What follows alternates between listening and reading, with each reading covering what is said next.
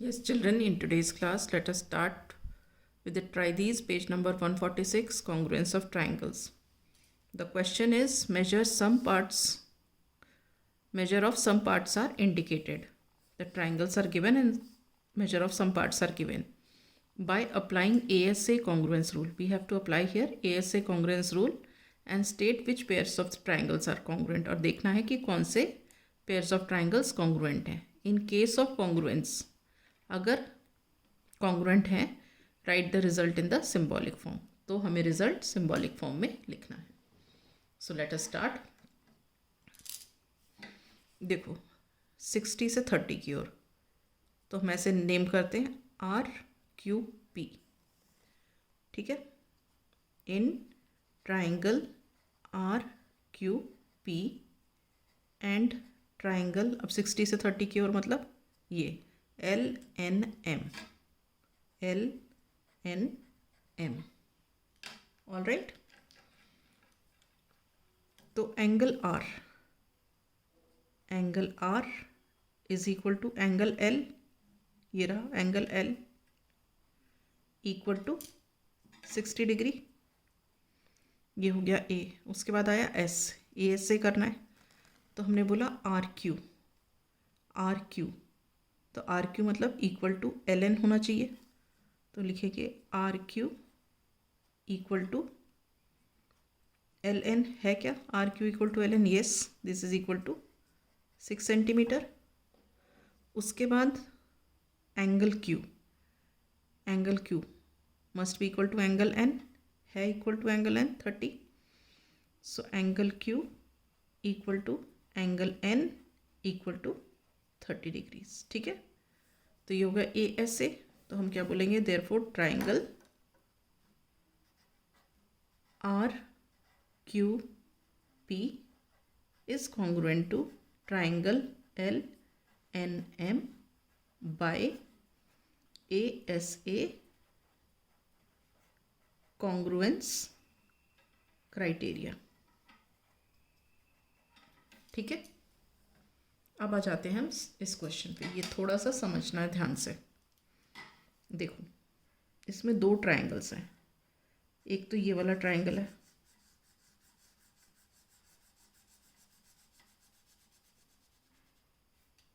समझ आ रहा है कौन सा ट्राइंगल? DAB. अब DAB में क्या है, A कितना है? A क्या है? ये पूरा एंगल है.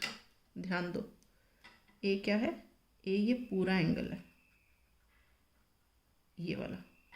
अब अगर ये पूरा एंगल है A, तो ये कितना है? इतना 30 है, इतना 45 है, ये 45 है और ये 30 है. तो पूरा मिला के कितना हुआ? 75. तो मतलब ये एंगल A जो है हमारा कितना है? 75 डिग्री है. ठीक है. अभी हम खाली ट्राइंगल DAB की बात कर रहे हैं. ओके. और DAB में ये दूसरा एंगल ये है ABD, वो कितना है? 30 डिग्री है. ठीक है. अब मैं दूसरा ट्राइंगल डॉट वाले से मार्क करती हूँ. ये देखो, ये मैंने डॉट लगा दिया. ये दूसरा ट्राइंगल है डॉटेड वाला. ठीक है. इसमें ये वाला एंगल देखो, ये रेड वाला, ये कितना है? ये 75 है. अब इस ट्राइंगल का ये वाला जो एंगल है, ये रेड, ये कितना है? 30 है. BAC. ठीक है. क्लियर है. अब हम सॉल्व करते हैं. ध्यान से समझना. देखो दो ट्राइंगल कौन से हो गए? DAB. In triangle DAB and triangle CBA, एक दूसरा डॉटेड वाला CBA. अब हमने AS से करना है. तो इस वाले ट्राइंगल में अगर हम एंगल A ले रहे हैं, एंगल A, तो ये CBA वाला जो ट्राइंगल है कौन सा, ये वाला, तो इसमें भी बीच वाला होगा एंगल बी, ये देखो ये वाला है angle B, that is equal to 75 degree. ठीक है, अब ये इस वाले ट्राइंगल में ये ए हो गया, अब साइड ये वाली हो गई ए बी, ए बी, अगर मैंने यहाँ ए बी ली है तो यहाँ क्या हो जाएगी B A equal to B A. कौन से वाले ट्राइंगल में, ये डॉटेड वाले में। इसका रीज़न क्या है, दोनों कॉमन है, दोनों ट्राइंगल के लिए ये कॉमन है। अच्छा, अब वापस आ जाते हैं डी ए बी में। अब डी ए बी में हमने ये एंगल ले लिया, ये साइड ले ली, और तो ये छोटा वाला जो है ये कितना है 30 है। ये कौन सा एंगल है, A B D, angle A B D. अब यहाँ पे देखो ए बी डी, तो यहाँ पे क्या लिखेंगे B A C, A B D, A B D, तो यहाँ हो गया B A C, B A C. B A C कितना है देखो, बी ए सी, ये दोनों 30 है, तो हो गया 30 डिग्री। ठीक है, तो इसका मतलब जो हमारा ट्राइंगल डी ए बी है विदाउट डॉटेड वाला वो, और जो डॉटेड वाला, ये दोनों ट्राइंगल्स कॉन्ग्रुएंट हैं।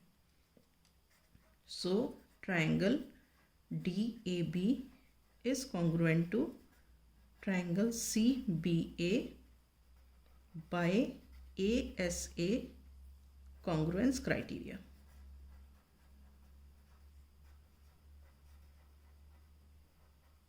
ठीक है, अब आ जाते हैं हम नेक्स्ट क्वेश्चन नंबर 4 पर। Given below are measurements of some parts of the two triangles. दो ट्राइंगल्स हैं, एक ट्राइंगल है DEF, दूसरा है PQR। हम बना लेते हैं DEF और PQR। ठीक है, ये DEF और ये रफ बनाया है। ठीक है, DEF PQR। अब यहाँ पे क्या दिया है, एंगल D इज 60। जो एंगल D है ये हमें दिया है 60 डिग्री, और एंगल F दिया है हमें 80 डिग्री। ये रफ फिगर है, आप ये मत कहना कि ये तो एंगल ज़्यादा है और ये कम, ये रफ फिगर है। ठीक है, और DF है 5 सेंटीमीटर। अब आ जाते हैं ट्राइंगल PQR में, ये वाला PQR। एंगल Q है 60,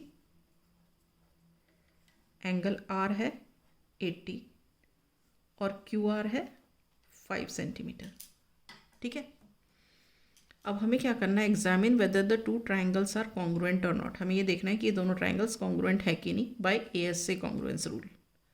इन case of congruence we have to write it in symbolic form. ठीक है, तो हम करते हैं in triangle DEF and triangle PQR। तो अगर हम D लेते हैं तो एंगल D और एंगल B इक्वल होने चाहिए। ठीक है, तो यहाँ पे एंगल D कितना दिया है 60 डिग्री, और एंगल P क्या है वो अभी हमें दिया ही नहीं है, यहाँ पे दिया नहीं है। ठीक है, मगर ये दो एंगल्स हमें पता है, तो हम एंगल सम प्रॉपर्टी निकाल के थर्ड एंगल निकाल सकते हैं। यहाँ पे निकाल के देख लेते हैं, 60 degree plus 80 degree plus angle P equal to 180 degree. 60 और 80 कितना होता है 140 degree, plus angle P equal to 180 degree, और angle P is equal to what 180 degree minus 140 degree, तो ये कितना आ गया 40 डिग्री। तो हमारा यहाँ एंगल P क्या है 40 डिग्री निकल गया, ये हमने कैलकुलेट कर लिया 40 डिग्री। ठीक है ना, अब क्या है यहाँ पे angle D is not equal to angle P. Angle D is not equal to angle P.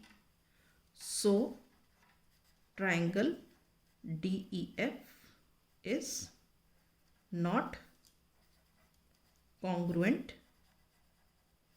to triangle PQR by ASA congruence criteria.